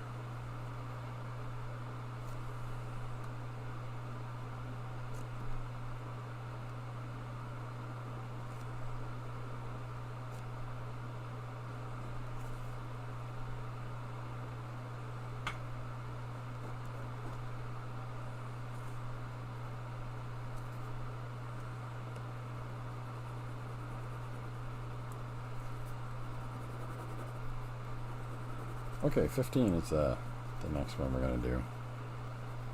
And then I have to make a story out of these 6 images of detailed instructions for lollygagging.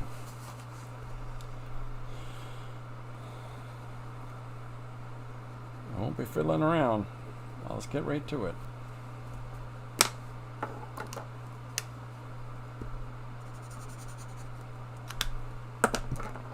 wrong one.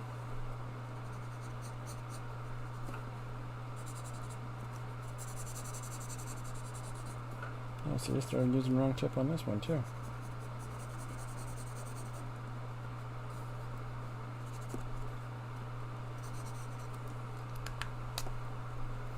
Where's missing? It's missing in the eyes.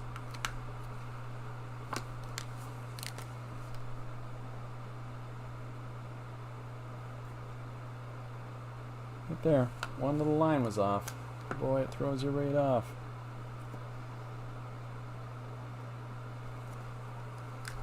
Okay, 15. Here we are so far, folks. We're starting at the top.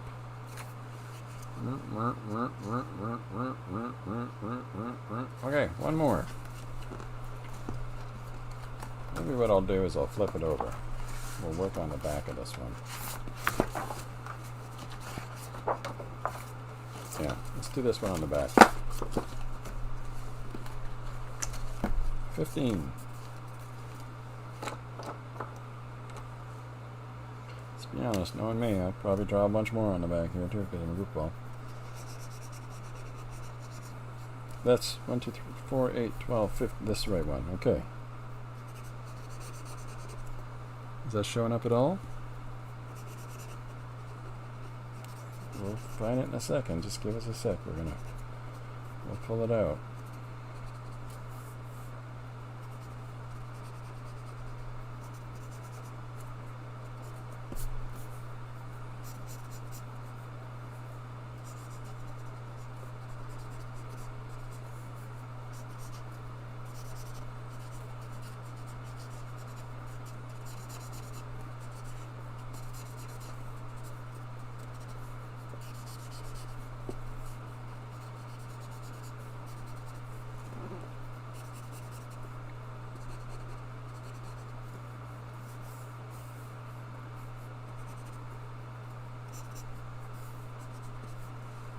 All right.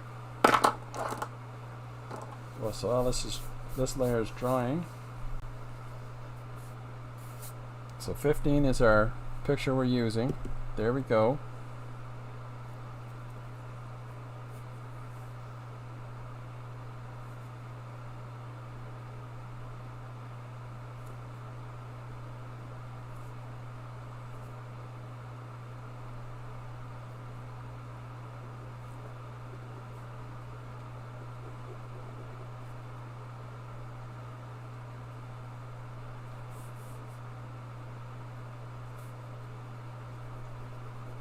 So I'm just going to follow some of these forms in here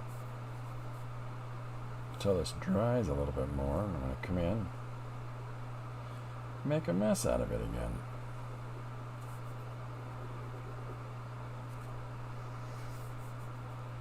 So keeping it really loose and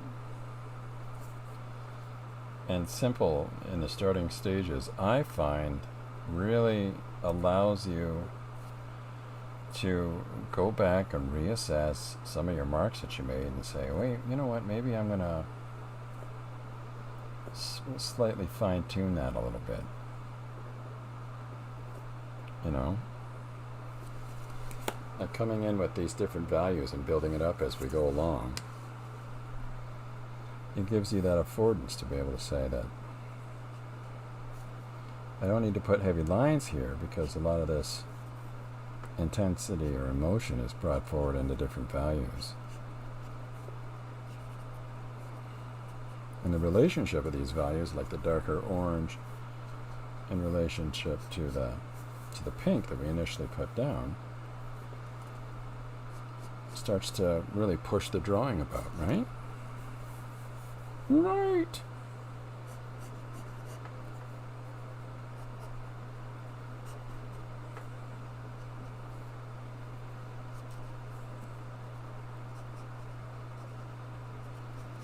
But the whole point is to just enjoy the process, make lots of mistakes, make lots of crazy marks, find things as we go along.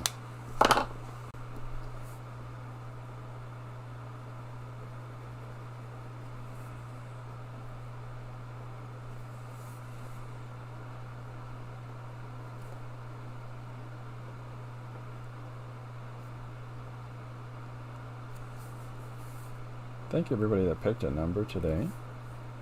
And the color of the tools that we're drawing with. Thank you for that as well.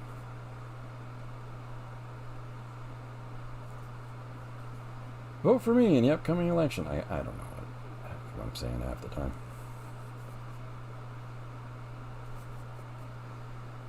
So you just take a look at the source image that you've chosen, and again, this isn't exactly about replicating the drawing. It's about finding the stuff in it that you want for whatever it is that you're doing. It's your drawing. You're not a photocopier.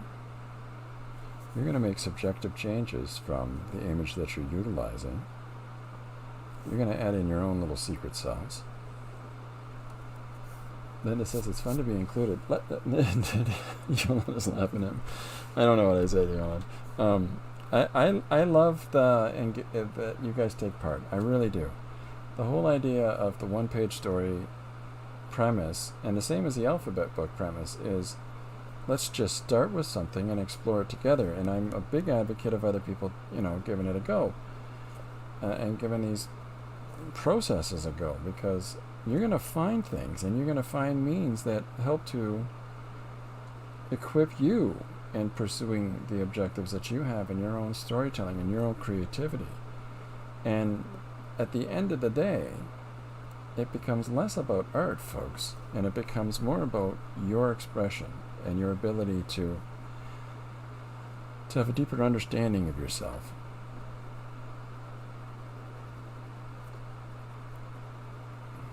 And in the way that you express yourself and find creative ways in order to get your ideas across to others.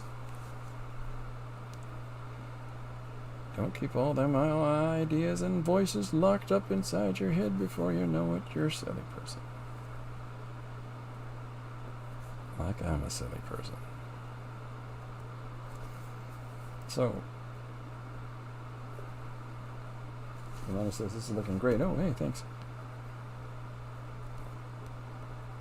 So we're going to go back up into this eye area,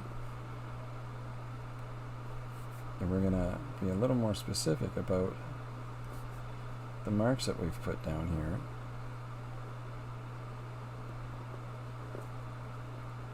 And define these eyes a little bit better, give them a little more volume.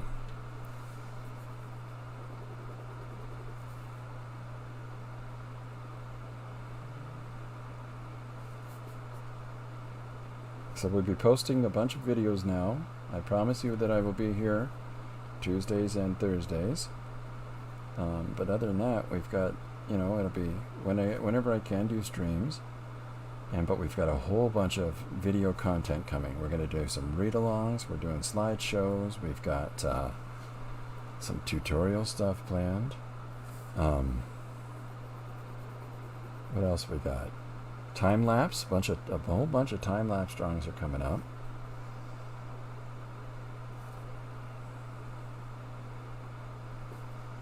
Good friend Tristan is helping Lori and I get me organized. You know what happens next? Global domination. Yolanda says we went to get my son fitted for skates when he was 6, and we're told, wow, he has a high volume foot. What is a high volume foot? Does that mean is it a thickness? Is it a length? Is it just a gross? The two of them together? Is it pounds per square inch? What makes one have a high volume foot? I'm pretty sure I might have a high volume foot for that matter. He's now 20 and 6'2". He continued soccer instead of hockey. He's found his passion.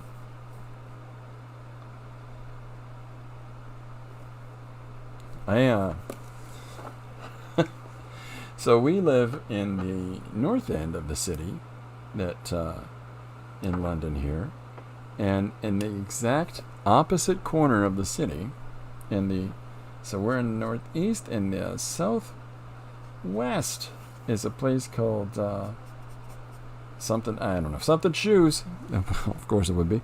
And that is where I go to buy my shoes. It's the first time in my life. I think I was, I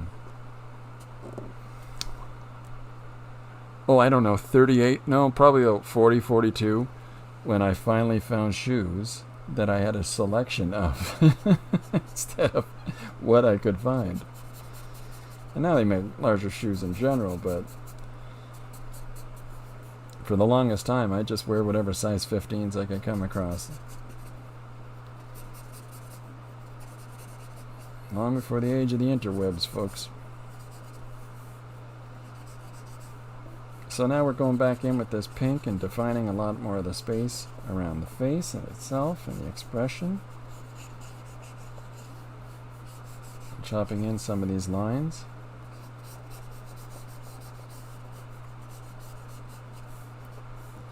He's happy that his feet stopped growing at size 12, 13. Oh, I don't blame him.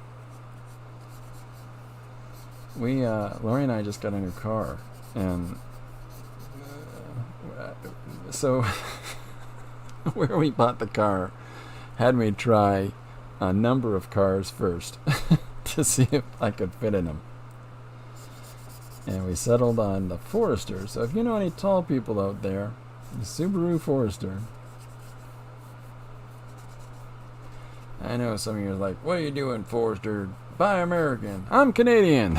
That gives me a get out of jail free card on that one. Is this or a pickup truck? And, Lori didn't want to drive a pickup truck, so.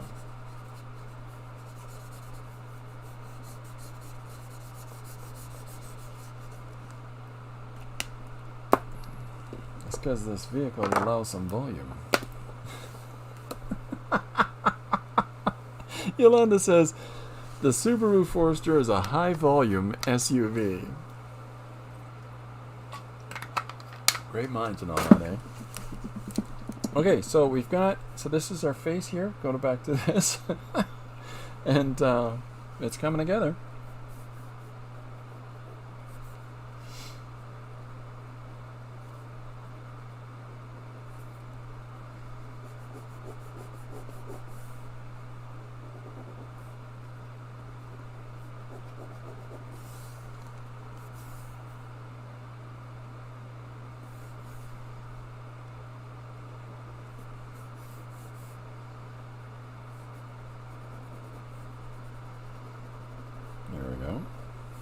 Sorry, I talked about adding volume to the eyes in your sketch and my brain had a flashback.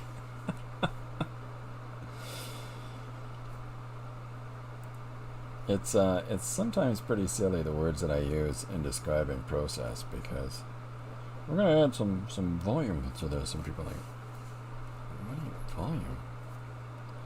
Because our brains associate different ways, right?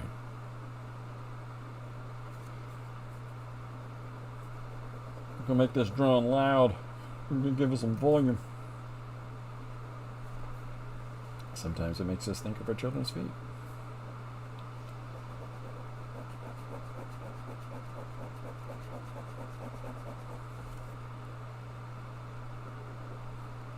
Yeah, our kids, thankfully, size 11, 12, and 13 on their feet, which is very manageable. It's very manageable to find those. Okay, so I'm going to come in here and punch up some of this face and give it a little bit more volume.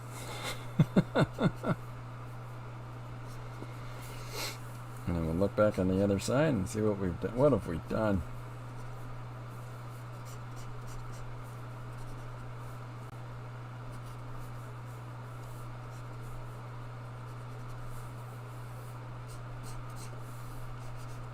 Organized chaos, that's what we're doing.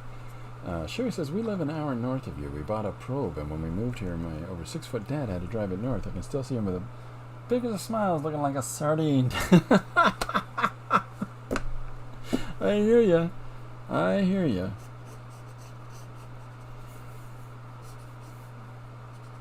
My goodness. A probe, that was not a large vehicle.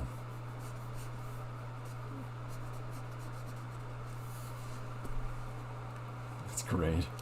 I know that feeling. The first car that we had when we met, Lori had a Civic, and if you can just imagine, well, I became very intimate with my knees. I got to know them very well. I saw sides of my knees that I hadn't seen before, and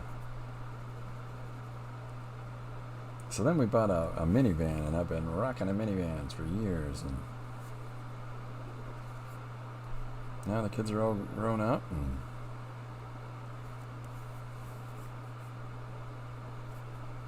here we go. We can get something that fits us more, something smaller, but that I can still fit into.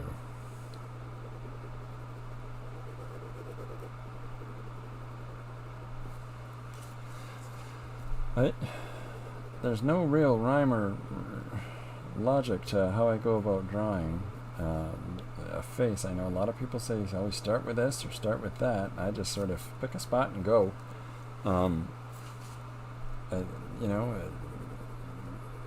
Sort of how the head works. You're going to end up having to cover it all anyways, but find whatever approach works for you, you know.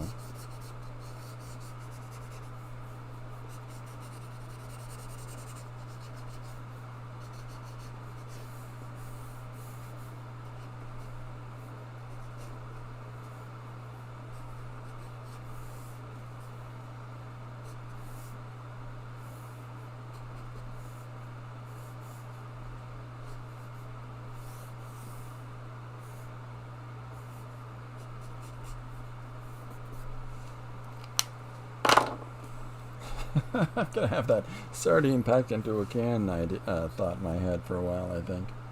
It's fantastic, Sherry. Thanks for sharing that.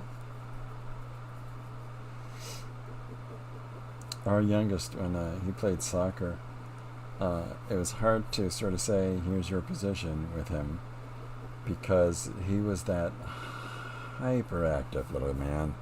The moment that the whistle blew, wherever that ball was, he was not very far behind it.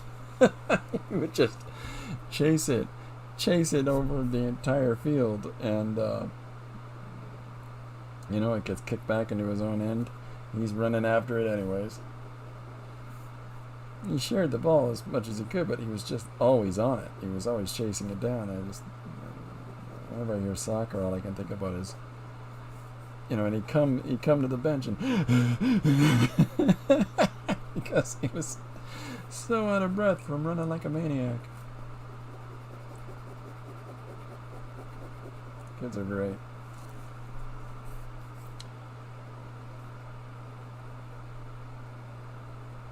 It's funny, he works the same way. He's in construction, he's in cement, and he's the same way, still the same. He got lots of cardio. Yeah, this is before the wrist, the wristwatch where it tells you all your details, and this is before those were manageable economically, and boy, I'm pretty sure he would have cooked those things. So, all right, let's get. I got the book here to make sure I rein myself in and how much I extend this image out.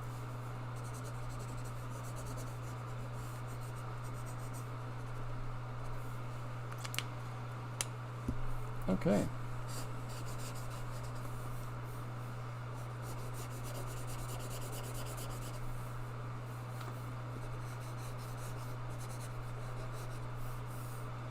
No, he had 5 gears and went fast. Took it back to his early years. Oh, yeah. I don't know anybody in there where they live, but in London there's the Wellington Street. Wellington Street is this really long road across the center of town here, and it has this downtown area. It has an underpass that goes under the railroad. And when I was a young guy, I had a stick, a car that had a stick, and it was just nightmare fuel for me. Absolutely terrified of rolling back into the vehicles behind me. I got rid of that car so fast.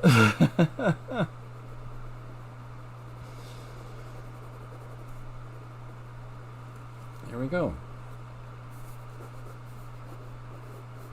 It's sort of, there's always a moment where you just sort of go, okay, that ties it together. Whenever you're drawing, at least I find anyways. Okay, so let's what do we got? So here's our first, second, third and fourth. There's our fifth and our sixth image. So there we go. We've got, Sherry says, I know exactly where you speak of. Terror Hill. Yeah, no, the Wellington Street underpass. Now my son has been involved in building the Adelaide Street underpass under a bridge up near our house, and it's just this beautiful, lovely, graded slope, and you know, but nobody drives sick like that anymore. So, okay, all right. So we got a bunch of images down here. Corbin's back to sleep. That's always good. But so what I got to put together from this, from today's suggestion, is detailed instructions for lollygagging, and that comes from Marsh. So in my head, I've been thinking of words like lollygagging, dilly-dallying, yeah, gawking. Anybody else think of anything along those lines? So, Sherry says we moved here from London. Oh, okay, cool. Nice. You got out of the crazy town of London, Ontario, Canada. Lollygagging, dilly-dallying, gawking. So yeah, so we're going to have some detailed instructions for lollygagging for our page. That's our suggestion from March. If you've got a one-page idea, please feel free to throw it at me and put it in the comments. Dandelion picking. There we go. Stargazing. That would be another one, wouldn't it? See, these are a little more specific. As the gazing. Good heavens. Fiddling. There we go. See, I was going to say fiddle-faddling. That's great, Len. The fiddling's better. Quit fiddling about. Yeah. Okay, so I'm going to have to incorporate fiddle farting around. Okay. I'll put that in there, too. So I'm going to have to incorporate these into the text for tomorrow. So I'll get this all scanned and put into the robot and put in the panels, and then and we'll put some text to it. And we'll have this. Oh,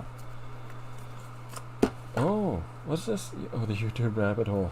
There you go. How about rabbit holing? Nice. So, yeah, so I'll get these incorporated into the page, and we'll get this scanned and posted for tomorrow. And there's some of the later ones. Good fun ones. Yolanda says, have fun, Chris, and everyone. Thank you very much. Yeah, so one more thing to show you before I bounce away, and I'll leave you with this. And I will, I'll be seeing you soon.